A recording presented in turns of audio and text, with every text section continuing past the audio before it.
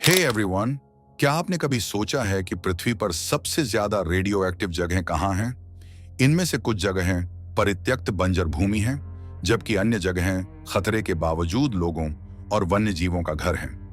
आज हम ग्रह पर सबसे खतरनाक रेडियो एक्टिव जगहों और उनके पीछे की चौंकाने वाली कहानियों की खोज कर रहे हैं। चलिए शुरू करते हैं।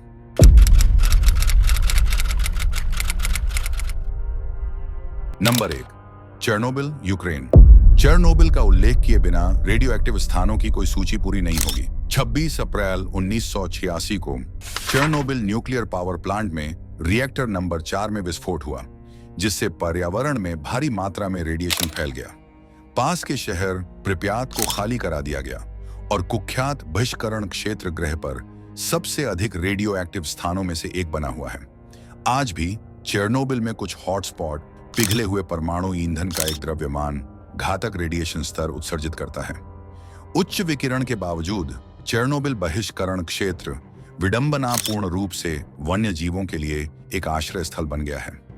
भेड़िए, भालू और यहां तक कि दुर्लभ प्रेज्वल्स्की के घोड़े अब इस क्षेत्र में स्वतंत्र रूप से घूमते हैं, क्योंकि मानव गतिविधि काफी हद तक बंद हो गई है।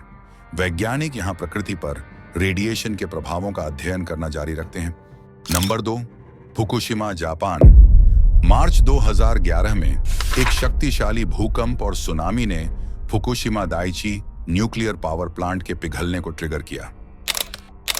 इस आपदा ने हवा, पानी और मिट्टी में रेडियो एक्टिव पदार्थ छोड़े, जिससे जापान के तटरेखा के विशाल क्षेत्र दूषित हो गए। फुकुशिमा के पास प्रशांत महासागर में अभी भी रेडियो एक्टिव सीजियम के निशान दिखाई देते हैं, जो समुद्री जीवन और खाद्य आपूर्ति को प्रभावित करते हैं। सफाई के प्रयास आज भी जारी हैं। जापान ने सख्त परिशोधन उपायों को लागू किया है, जिसमें मिट्टी को धोना, ऊपरी मिट्टी की परतों को हटाना और रेडियो एक्टिव कचरे को अस्थायी भंडारण स्थलों में संग्रहित करना शामिल है। जबकि खाली किए गए क्षेत्र के कुछ हिस्सों को फिर से खोल दिया गया है। दीर्घकालिक स्वास्थ्य प्रभावों पर चिंताएं बनी हुई हैं। नंबर 3, हैनफोर्ड साइट, यूएसए वॉशिंगटन राज्य में स्थित हैनफोर्ड साइट मैनहट्टन परियोजना में एक महत्वपूर्ण सुविधा थी, जो नागासाकी पर गिराए गए बम सहित न्यूक्लियर वेपन्स के लिए प्लूटोनियम का उत्पादन करती थी। दशकों के न्यूक्लियर उत्पादन ने भारी मात्रा में रेडियो एक्टिव वेस्ट को पीछे छोड़ दिया। 56 मिलियन गैलन से अधिक रेडियो एक्टिव वेस्ट पुराने भूमिगत टैंकों में संग्रहित हैं, जिनमें से कुछ आसपास के वातावरण में लीक हो गए हैं। हैनफोर्ड क्लीन अप परियोजना दुनिया के सबसे बड़े पर्यावरण सुधार प्रयासों में से एक है, जिसमें न्यूक्लियर वेस्ट को रोकने और उसका उपचार करने में अरबों डॉलर का निवेश किया गया है। कुछ रेडियोधर्मी अपशिष्ट पहले ही कोलंबिया नदी में रिस चुका है, जिससे जल संदूषण के बारे में चिंताएं बढ़ गई हैं। संख्या 4, मायाक, रूस।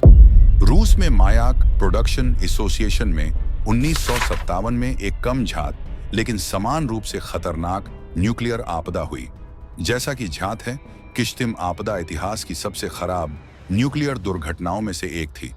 रेडियो एक्टिव वेस्ट के एक भंडारण टैंक में विस्फोट हो गया, जिससे हजारों वर्ग किलोमीटर क्षेत्र दूषित हो गया। पूरे गांवों को जबरन खाली करा दिया गया और विकिरण से संबंधित बीमारियों के संपर्क में आने वालों में वृद्धि हुई। कई निवासियों को रेडिएशन के जोखिम के बारे में जानकारी नहीं थी और वे संकट से अनजान अपनी दिनचर्या जारी रखते थे। कुछ परिवारों को गंभीर स्वास्थ्य समस्याओं से पीड़ित होने के बाद ही वर्षों बाद उनके संपर्क में आने के बारे में पता चला। नंबर 5, बिकिनी एटोल, मार्शल द्वीप। 1946 और 1958 के बीच संयुक्त राज्य अमेरिका ने बिकिनी एटोल में 23 न्यूक्लियर परीक्षण किए, जिसमें विशाल कैसल ब्रावो परीक्षण भी शामिल था, जो कि अमेरिका द्वारा किया गया अब तक का सबसे शक्तिशाली न्यूक्लियर विस्फोट था। इसके प्रभाव से आसपास के द्वीप दूषित हो गए, जिससे उन्हें खाली करना पड़ा। आज भी रेडिएशन का स्तर स्थायी मानव निवास के लिए बहुत अधिक है। हालांकि कुछ वैज्ञानिक और आगंतुक सख्त दिशा निर्देशों के तहत एटोल का पता लगाते हैं। स्थानांतरित होने के लिए मजबूर किए गए निवासी अभी भी स्वास्थ्य संबंधी प्रभावों से पीड़ित हैं, जिसमें भविष्य की पीढ़ियों में कैंसर और आनुवंशिक उत्परिवर्तन की उच्च दर शामिल है। कुछ ने वापस लौटने का प्रयास किया है, लेकिन मिट्टी और पानी दूषित बने हुए हैं। संख्या 6, द पॉलीगॉन, कजाकिस्तान। सोवियत संघ का प्राथमिक न्यूक्लियर परीक्षण स्थल, जिसे द पॉलीगॉन या सेमीपालाटिन्स्क परीक्षण स्थल के रूप में जाना जाता है, 1939 और 1949 के बीच 450 से अधिक न्यूक्लियर परीक्षणों का घर था। इन परीक्षणों के दीर्घकालिक प्रभाव लोगों और पर्यावरण के लिए विनाशकारी रहे हैं। आज भी लंबे समय तक विकिरण के संपर्क में रहने के कारण इस क्षेत्र में कैंसर की दर काफी अधिक है।